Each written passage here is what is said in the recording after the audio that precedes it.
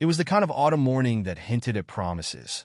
Leaves swirled lazily outside our window, and the pale sun painted shadows across our bedroom walls. My wife, Angelica, sat cross-legged on the bed, surrounded by a chaotic pile of neatly folded clothes. Her fingers worked swiftly, tugging at zippers and smoothing out wrinkles as she packed. There was a calm efficiency to her movements, but her silence spoke volumes. Paris. We were supposed to be in Paris by tonight. Are you sure you want to take that dress? I asked, trying to inject a lightness I didn't feel. She barely glanced up, her eyes sharp. Why wouldn't I? I bit back my words. This wasn't the time to start something. Things between us had been strained, to say the least. The past months had been an endless cycle of sharp words and colder silences.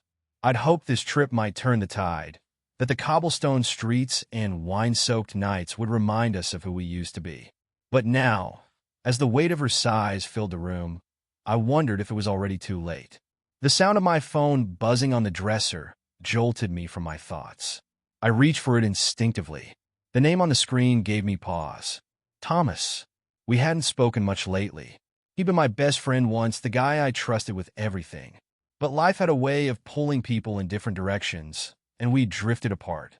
Yet here he was, his name glowing on the screen like a memory I wasn't ready to confront.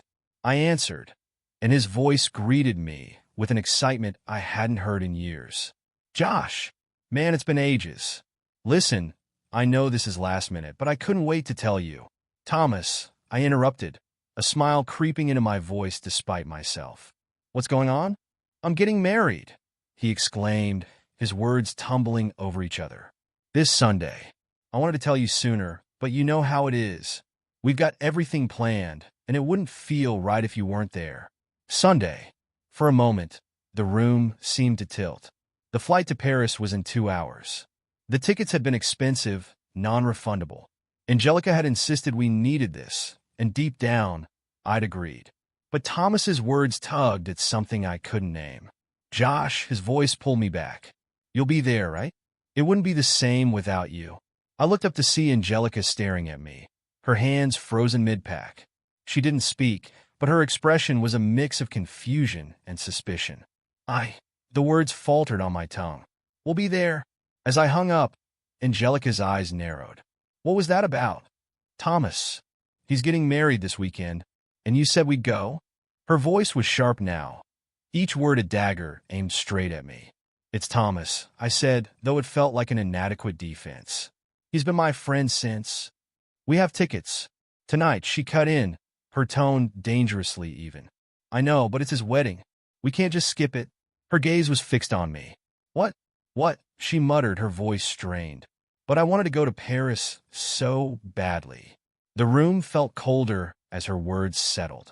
Somewhere, deep in my chest, a knot began to form. A warning, perhaps, of storms yet to come. Paris. I wanted to go to Paris, Josh.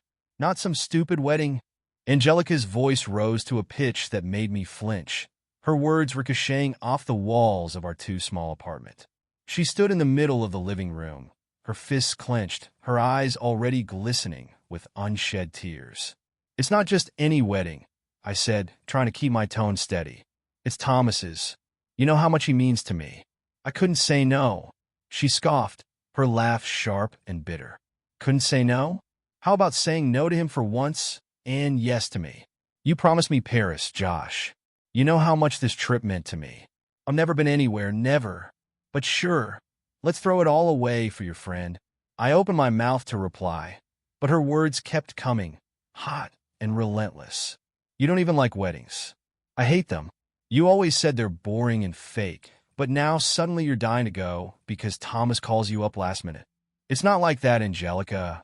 My voice was rising now, though I didn't want it to. You don't understand. He's my best friend. Her eyes flashed, and she stepped closer, jabbing her finger toward me. Don't you dare tell me I don't understand. You made a promise, Josh. To me. To us. Her words cut deeper than I wanted to admit. She was right. This trip was supposed to be ours, a chance to reconnect, to fix the fractures that had been growing between us. I had booked the tickets impulsively, a grand gesture to remind her, to remind both of us, that we still had something worth saving. Angelica, I'll rebook the tickets, I said, softening my tone. We'll go Tuesday instead. It's just a couple of days. Her laugh this time was cold, devoid of humor. Tuesday? Are you kidding me? Like it's just that easy? You think that's going to fix this? It's the best I can do right now, I said, feeling the weight of guilt pressing down on me. You know how much this wedding means. I don't care about his wedding, Josh, she shouted, her voice cracking. I don't care about any of it. I care about us. But clearly you don't. She spun on her heel and stormed toward the bedroom. Angelica, wait. The door slammed shut before I could finish. I stood there, staring at the chipped pane of the doorframe, listening to the muffled sound of her crying on the other side.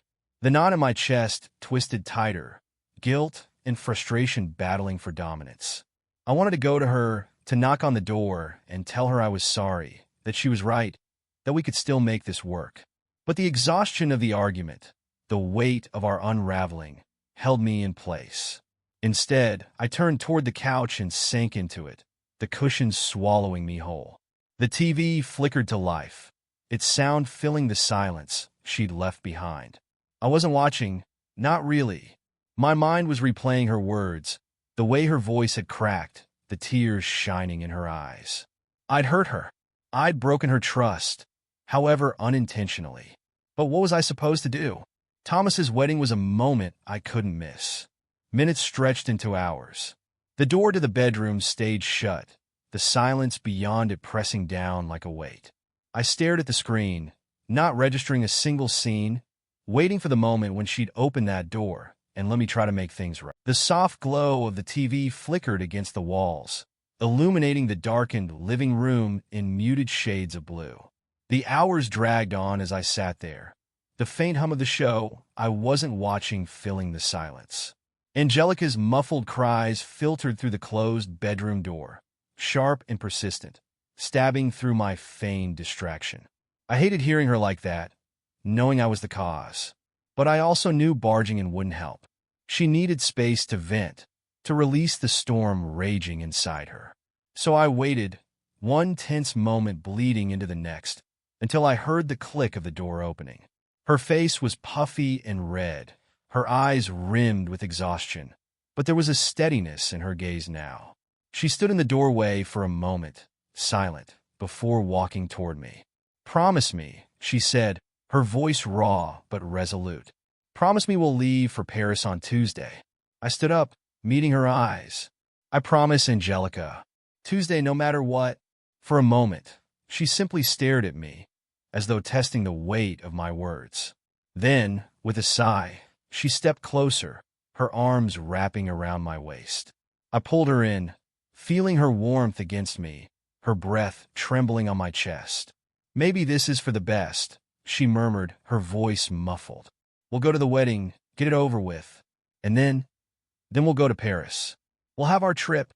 It'll be perfect," I whispered, kissing the top of her head. She pulled back slightly, her eyes softer now, the anger replaced by a tentative acceptance. "Let's watch something," she said, her voice lighter, though still weary. We settled onto the couch, her head resting against my shoulder as the movie played. Neither of us really watched it. We were simply there together.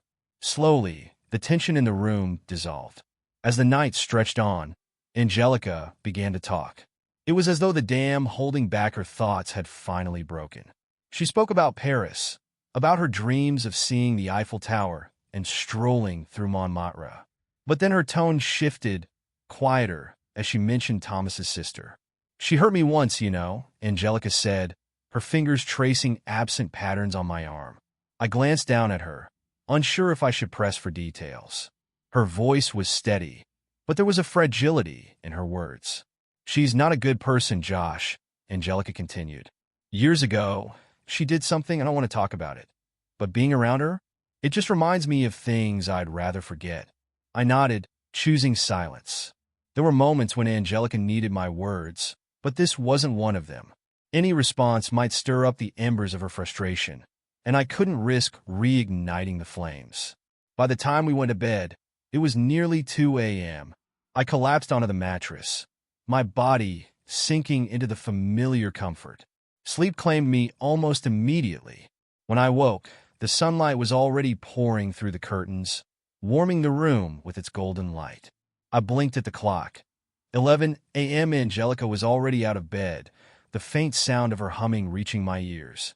"Josh," she called from the other room. "Come help me pick something to wear." I dragged myself up, stifling a yawn as I shuffled toward her. She was standing in front of the mirror, holding a dress against her frame. Piles of clothes surrounded her, some neatly folded, others strewn haphazardly across the bed. "I want to look perfect," she said, her reflection catching my eye in the mirror. Her tone was lighter now, almost playful, as though the storm of the previous night had never happened. "You always look perfect," I said, smiling despite myself. She grinned, rolling her eyes. "Flattery won't help, mister. Sit down and help me decide." For the next hour, we went through nearly every piece of clothing she owned. Dresses were tried on, discarded, then reconsidered. Shoes were matched and mismatched. Jewelry held up to the light.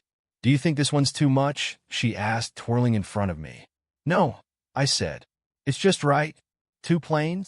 "Not at all. It's elegant." She smirked. "You're just saying that to get this over with." "Maybe," I teased, earning a laugh. By the time she finally settled on an outfit, the bed looked like a battlefield, but her smile had returned. "Thank you, Josh," she said softly, leaning in to kiss my cheek.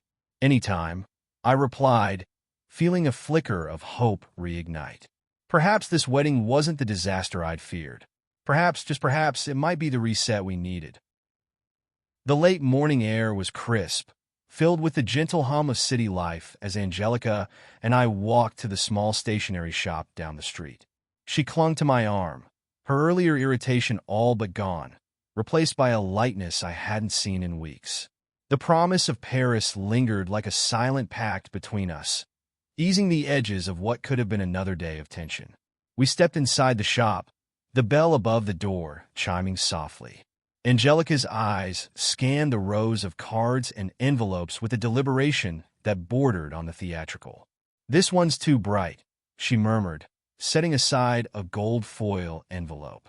"And this one's too boring." I leaned against a nearby shelf, smiling at her process. "It's just an envelope, Angelica." She shot me a mock glare. "It's not just an envelope, Josh. It's the envelope. First impressions matter, even if it's just holding cash." Eventually, she settled on a sleek ivory envelope with a subtle silver trim. Satisfied, she led me to the counter, where I handed over a few crumpled bills. As we stepped back onto the sidewalk, she turned to me, her expression suddenly serious. "Don't put more than $500 in there," she said, her voice firm. "500? I raised an eyebrow. She nodded. "It's enough. Honestly, more than enough. They didn't even come to our wedding, remember?" The reminder hit me like a flicker of static, an old wound I'd forgotten about. She was right. Thomas and his family had skipped our wedding altogether. I'd brushed it off at the time, chalking it up to life getting in the way, but now that she mentioned it, it did sting. "You're right," I said finally. 500 it is." She smiled, satisfied, and slipped her arm through mine as we made our way back home. As soon as we walked through the door, Angelica started reminiscing. "Do you remember our wedding?" she asked, her voice lilting with nostalgia. I chuckled, already knowing where this was going. "You mean when I wore that ridiculously oversized suit?" She laughed, a genuine, carefree sound that warmed the room. "It was huge, Josh. You looked like a kid playing dress-up in your dad's clothes. You even had to roll up the sleeves." "It wasn't that bad," I protested, though her laughter was infectious. "Besides, it's still around here somewhere. I should wear it to Thomas's wedding. Keep the tradition alive." Angelica doubled over, clutching her stomach. "Please don't. I won't be able to stop laughing the entire night." "Hey, you married me in that suit," I teased, grinning. "Barely," she shot back, her smile softening. For a moment, we stood there, the warmth of shared memories filling the space between us. It was a rare kind of stillness, the kind where nothing needed to be said. After putting away the envelope and the other odds and ends we'd picked up, I headed to the bathroom for a shower. The hot water cascaded over me, washing away the tension of the day. I let out a long breath, leaning against the tiled wall, my mind flitting between the wedding and Paris. Despite my initial reluctance, I was starting to look forward to the wedding. It wasn't just about Thomas anymore. It was about us, about showing up together, presenting a united front. Maybe it was a chance to turn a new page. And then there was Paris.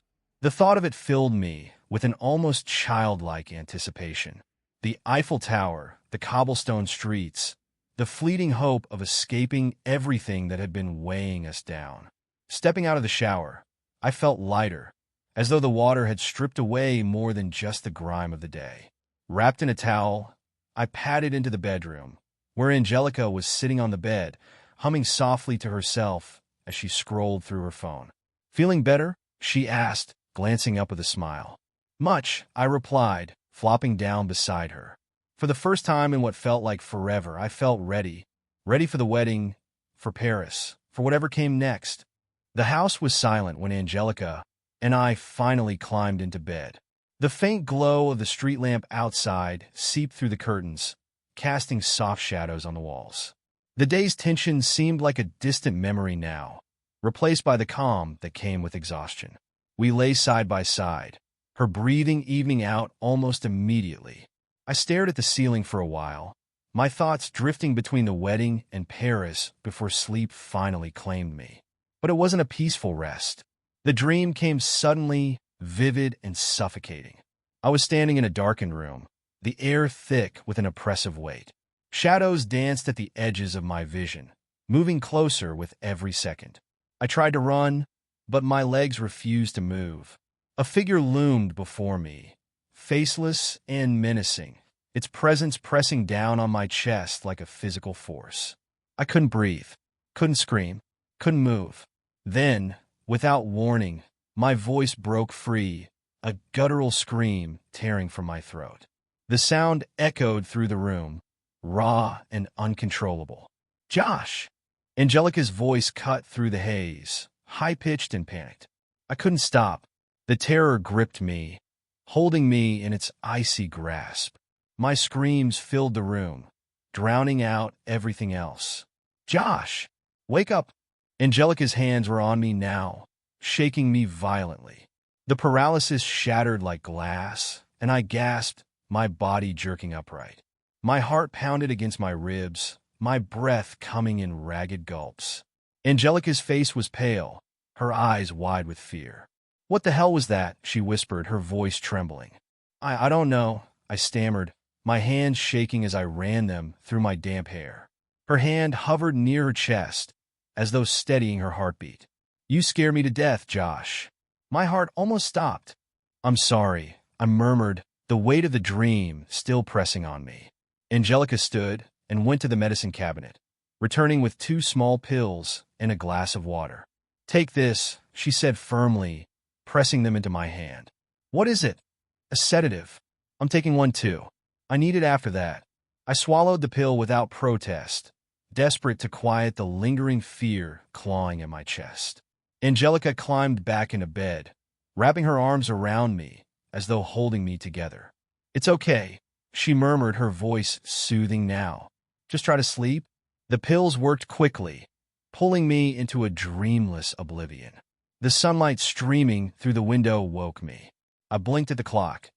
9 a.m. Angelica was already up, bustling around the bedroom with an energy that felt almost surreal after the night we'd had. She stood before the mirror, meticulously curling her hair. Her dress was laid out on the bed, a shimmering navy blue that caught the light. She looked radiant, every detail of her appearance carefully considered. "Morning," I said groggily, rubbing the sleep from my eyes. She turned to me, her smile tinged with nervousness. "Morning. Did you try on your suit yesterday?" The question jolted me fully awake. No, not yet." Her face fell, and in an instant, the tension from the day before came roaring back. "What?" she snapped. "You didn't try it on?" "Josh, what if it doesn't fit? What if it's too small?" "It's not too small," I said, trying to reassure her. "I know it'll fit." "You know?" she said, her voice rising. "You know? Are you a tailor now?" "Josh, this is Thomas's wedding. What are we going to do if your suit doesn't fit?" "Angelica, relax. It'll be fine," I said, though her worry was starting to infect me. Don't tell me to relax, she shot back, her hands on her hips. Go. Try it on. Now. Sighing, I swung my legs over the side of the bed and stood. Fine. I'll try it on. She crossed her arms, watching as I rummaged through the closet to find the garment bag holding the suit. I slipped it on, carefully buttoning the jacket and adjusting the sleeves. Well? I asked, turning to face her. Angelica's expression softened as she took me in. It fits, she said grudgingly.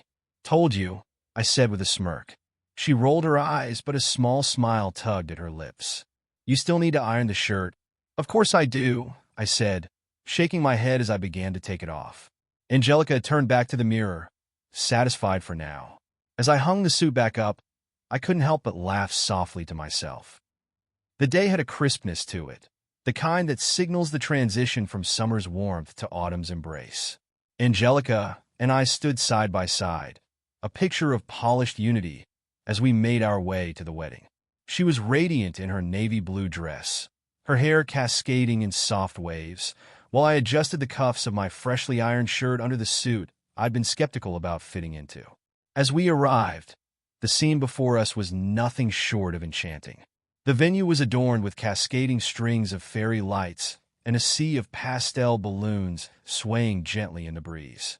Guests milled about, laughter and chatter filling the air. Thomas stood near the entrance, his arm around his bride, both of them glowing with happiness. Josh! Thomas called out, his face breaking into a wide grin. Thomas! I greeted him warmly, shaking his hand while Angelica offered the bride a congratulatory embrace. Angelica, Thomas said with a nod, thanks for coming. I know weddings aren't exactly your favorite thing. Angelica smirked, shooting him a mock glare. You better appreciate it, Thomas. You owe me. We exchanged a few light-hearted jokes, laughter spilling easily between us. After a few moments, Thomas thanked us again and turned his attention to another group of guests. Angelica and I stepped inside, and I felt my breath catch. The room was massive, its high ceilings adorned with elegant chandeliers that cast a warm, golden glow. Long tables stretched out in perfect symmetry, draped in crisp white cloth and decorated with intricate floral arrangements. Everything was perfectly coordinated, from the soft jazz playing in the background to the glimmering cutlery. This is beautiful, Angelica whispered, her eyes wide as she took in the aesthetic details. Exactly your style, I said with a smile, and she nodded, a flicker of approval crossing her face. As we moved further into the room, we began to notice familiar faces scattered throughout the crowd. Angelica exchanged polite smiles and brief conversations with acquaintances, while I spotted a few old friends and waved in their direction. Then Angelica froze. Her posture stiffened, her eyes narrowing as she spotted someone across the room. Following her gaze, I saw Thomas's sister, Lisa, approaching. Not now, Angelica muttered under her breath. I don't want to deal with her, but there was no avoiding it. Lisa had already closed the distance, her sharp smile fixed firmly in place. Well, Lisa said, her voice dripping with faux sweetness. If it isn't Angelica, you clean up nicely. Angelica's jaw tightened, but she kept her composure. Lisa, she replied curtly. I almost didn't recognize you, Lisa continued, her tone light but laced with malice. It's been so long. What's it been? 10 years? You've aged. Angelica's eyes flashed, but she held her ground. Look, she said, her voice low and firm. What do you want? We're not bothering you, so don't bother us. Lisa laughed, a high, mocking sound that grated on my nerves. Oh, Angelica, always so defensive. Don't worry, I'll leave you to enjoy the party, if that's even possible. With that, she turned and sauntered off, her laughter trailing behind her. What a stupid fool, Angelica hissed as soon as Lisa was out of earshot. She turned to me, her cheeks flushed with frustration. I told you I didn't want to come here. I placed a hand on her arm, squeezing gently. Don't let her ruin this for you, Angelica. She's not worth it. Angelica sighed, shaking her head. I know. I just hate how she always gets under my skin. She doesn't matter, I said softly. We're here for Thomas. Let's focus on that. She nodded reluctantly, her expression softening. You're right. I'll find my friends. Just don't let me run into her again, okay? I'll do my best, I said with a small smile. As the room buzzed with conversation and laughter, Angelica drifted toward a group of her old friends, their voices rising in excited chatter. I, meanwhile, spotted a familiar cluster of my own friends near the bar. We separated, each finding comfort in the company of those who knew us best. The tension of the earlier encounter began to fade as I laughed with my friends, trading stories and catching up on lost time. Across the room, I saw Angelica smiling, her body language relaxed as she chatted animatedly with her group. For the first time that day, I allowed myself to exhale. The evening stretched before us, filled with the promise of celebration, connection, and maybe even a fleeting sense of the wedding had reached its peak. The music was loud, the drinks were flowing, and the laughter had taken on the unrestrained edge that only comes when people are comfortably drunk. Angelica and I had spent most of the night together, playing silly games with other couples, singing along to old love songs, and dancing under the soft glow of chandeliers. For a brief time, it felt like we were the couple we used to be, happy, connected, carefree. But as the hours stretched on, the crowd began to shift, and so did the mood. I noticed Angelica drift away, her attention drawn to a man I didn't recognize. He was tall, with an easy charm that seemed to draw people in, and for the better part of half an hour, she stood by his side, laughing at his jokes and swaying to the music. At first, I didn't think much of it. Angelica was social. She'd always been the type to connect with people easily. But as the minutes ticked by, I realized she hadn't once introduced me to him. That struck me as odd. Normally, she'd pull me over, excited to share the conversation. I brushed it off, convincing myself it was nothing. I should have paid attention. I should have acted. But I didn't. It wasn't long before Angelica excused herself, heading toward the bathroom. I watched her weave through the crowd, her dress shimmering under the lights. Moments later, the man followed, his path deliberate but casual enough to avoid suspicion. A knot formed in my stomach. Something about it felt wrong, too intentional. My pulse quickened as I stood there, frozen. Don't be paranoid, I muttered under my breath. But the unease wouldn't leave me. I followed, slipping through the crowd unnoticed. The hallway leading to the bathrooms was quiet, a stark contrast to the noise of the main room. I slowed my steps as I approached, my ears straining to pick up any sound. And then I heard it. Please, come on. The man's voice pleaded, low and urgent. But soon, because I'm afraid someone will come in here. The words hit me like a punch to the gut. My breath caught, my mind racing to make sense of what I'd just heard. What was happening? For a moment, I considered walking away, convincing myself I'd misunderstood. But a darker, more primal part of me urged me forward. My heart pounded as I waited 3 agonizing minutes, each second feeling like an eternity. Finally, I couldn't take it anymore. I pushed open the bathroom door, and what I saw shattered something inside me. Angelica was kneeling in front of him, her face glistening, her expression one of shock and horror as she turned to see me standing there. My world tilted. What the hell is this? I roared, my voice breaking with a mixture of anger and anguish.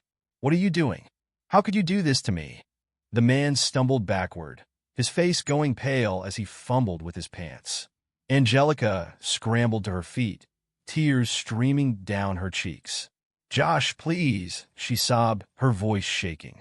It's not what it looks like. Please, let me explain. Not what it looks like.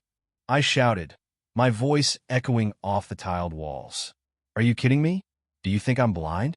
Do you think I'm stupid? The door burst open, and the noise from the party spilled into the small space. People crowded the doorway, their faces a mixture of confusion and alarm. What's going on? Someone asked, their voice cutting through the chaos. I couldn't speak. My hands were shaking, my chest heaving as I stared at the two of them. The man stood there, his face red with shame, while Angelica crumpled against the wall, sobbing uncontrollably. Get out! I hissed through gritted teeth, glaring at the man. Get the hell out of here before I do something we'll both regret. He didn't need to be told twice. He bolted, pushing past the crowd that had gathered. Angelica reached out to me, her voice breaking as she whispered, "Josh, please. I'm so sorry. Please, just listen to me." "Don't," I said, my voice cold and sharp. "Don't you dare." The room felt suffocating, the stares of the onlookers burning into me. My mind raced with 1,000 thoughts, none of them coherent. All I knew was that the woman I'd trusted, the woman I'd loved, had just destroyed everything we'd built. The shouting began before I could even leave the bathroom. The bride stormed in, her face red with anger and disbelief. Her dress swayed as she marched toward us, the fabric catching the light of the harsh overhead lamps. I barely had time to process her arrival before she erupted. "What the hell is going on in here?" she screamed, her voice cutting through the thick silence left in the wake of my own shouts. "Do you have any idea what you've done? Do you want to ruin my wedding?" Her words landed like blows, one after another. She glared at Angelica, who stood frozen, tears streaking her cheeks. Then her eyes darted to me, her expression a mixture of fury and disgust. "You're disgusting, both of you," she spat. "How dare you bring this drama into my wedding? Have a conscience." Before I could respond, another voice joined the fray. It was Lisa, Thomas's sister. She burst into the room like a hurricane, her high heels clicking sharply against the tiled floor as she zeroed in on Angelica. "You dare?" Lisa screamed, pointing a manicured finger at my wife. "You stupid! How dare you do this at my brother's wedding? Do you want to destroy everything? Are you really that selfish?" Angelica's head snapped up, her tears replaced by a flash of defiance. "Stay out of this, Lisa," she hissed, her voice shaking but firm. "This has nothing to do with you." Lisa laughed, a cold, bitter sound. "Oh, it has everything to do with me. You've always been trouble, Angelica, always. And now you've proven it in front of everyone." The two women's voices rose, their insults overlapping as the tension in the room thickened. The crowd at the door had grown, the onlookers watching the scene unfold with a mixture of shock and morbid fascination. "Stop it!" the bride screamed, her voice piercing through the chaos.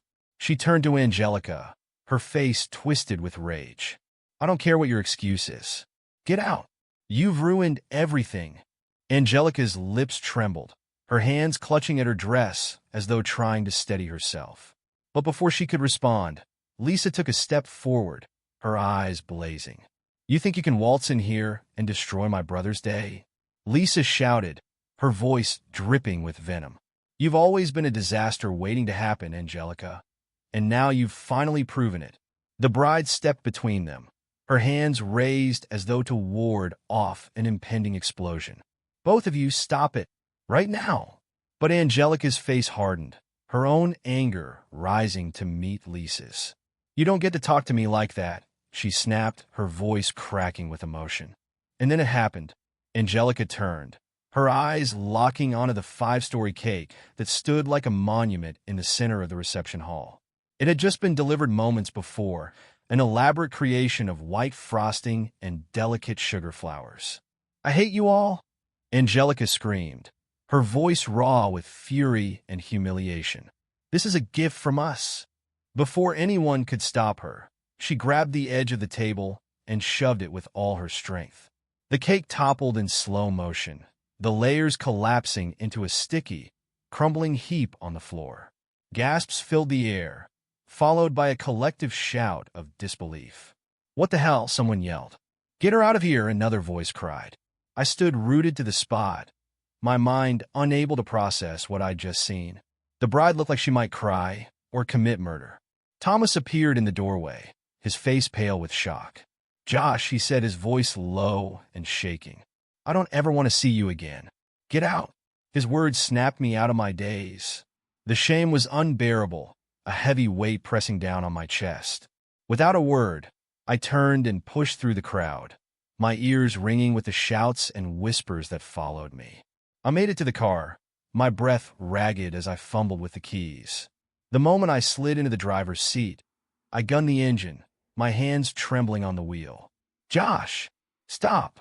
I glanced in the rearview mirror and saw Angelica running after me, her dress billowing as she called out, "Josh, please stop." But I couldn't. I couldn't face her. I couldn't face what I'd just witnessed. The betrayal, the humiliation, the chaos. It was too much. I pressed the gas pedal harder, the car roaring as I sped away, leaving her behind. The car roared down the highway, the darkened sky a blur through my tears. My hands gripped the wheel so tightly my knuckles turned white, and my screams filled the confined space like a storm. If it wasn't for this damn wedding, we'd be in Paris right now. I shouted, slamming my fist against the dashboard.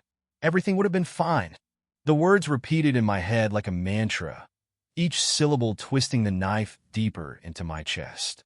Paris was supposed to be our escape, our chance to fix things. Instead, I'd been blindsided by betrayal, humiliation, and chaos. Tears streamed down my face as I yelled at the empty car, the same questions tumbling from my lips over and over. How could she do this to me? Why? Why am? By the time I pulled into our driveway, my throat was raw from screaming. I stumbled inside, my legs weak, my vision blurred by tears. The sight of the house, our shared sanctuary now tainted by what had happened, filled me with a fresh wave of anger. I didn't stop to think. I grabbed a suitcase from the closet and started stuffing it with my clothes, moving mechanically as my mind raced. I couldn't stay here. I couldn't face her, hear her excuses, or see her tears. I yanked drawers open, tossing items into the bag without care. My emotions bubbled over, and with a roar of frustration, I hurled the remote control at the television. The screen shattered with a deafening crack, shards of glass scattering across the floor. I stood there for a moment, breathing heavily, my fists clenched. Then I grabbed my bags and stormed back to the car. The drive to the village felt endless, each mile marked by the weight of my thoughts. The grief, anger, and disbelief swirled inside me like a hurricane. I couldn't stop crying, couldn't stop thinking about the moment that had destroyed everything. My phone buzzed incessantly, but I didn't even look at it. I knew who it was. Angelica, pleading for forgiveness, and Thomas, venting his own fury at the chaos I'd left in my wake. As I passed an empty stretch of road, I rolled down the window and hurled the phone into the darkness. The village was quiet, a small cluster of homes nestled in the hills. It was a place I hadn't visited in years, but it felt like the only place I could escape to.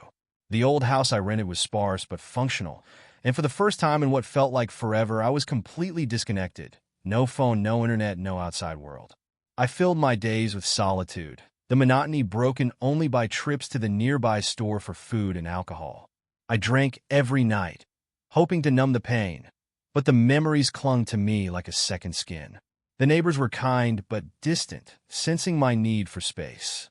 They'd wave politely when they saw me, their faces a mixture of curiosity and pity. I didn't care. Weeks passed, each day blending into the next. My reflection in the cracked mirror became almost unrecognizable, a scruffy, hollow-eyed man who barely resembled the person I'd been. 1 month later, I returned to the city, my heart heavy with the knowledge that I had to face reality eventually. The apartment felt foreign when I stepped inside, a place once filled with warmth now cold and barren. I reached out to Brian, one of the few friends I still trusted. We met at a cafe, and he wasted no time in dropping the bombshell. "Josh," he said, his expression grim. "There's something you need to know." I braced myself, my stomach churning. "Angelica's in jail," he said bluntly. "She got sentenced to a year." "What?" I stammered, the words barely registering. "Why?" "She got into a fight with Thomas's sister," Brian explained. "Things escalated, and while it wasn't pretty, Thomas divorced her. Now everyone's turned against her. It's bad, man. Real bad. People hate her. They're saying she ruined everything, that she deserves it." I sat there in stunned silence, Brian's words echoing in my head. "She was a good wife," I murmured, more to myself than to him. "She made a mistake, but this?" Brian shrugged, his face a mixture of sympathy and resignation. "I don't know, man. People are cruel. But you You have a chance to move on. Start fresh. Let this go. I nodded slowly, though my chest ached with a complicated mix of emotions. For the first time in weeks, I felt a sliver of clarity. Angelica had made her choices, and the consequences had been devastating. Not just for her, but for me too. But Brian was right. I had to move on. I had to start over. As I left the cafe, the city felt different, as though it no longer held the weight of my past. The pain was still there, but so was a faint glimmer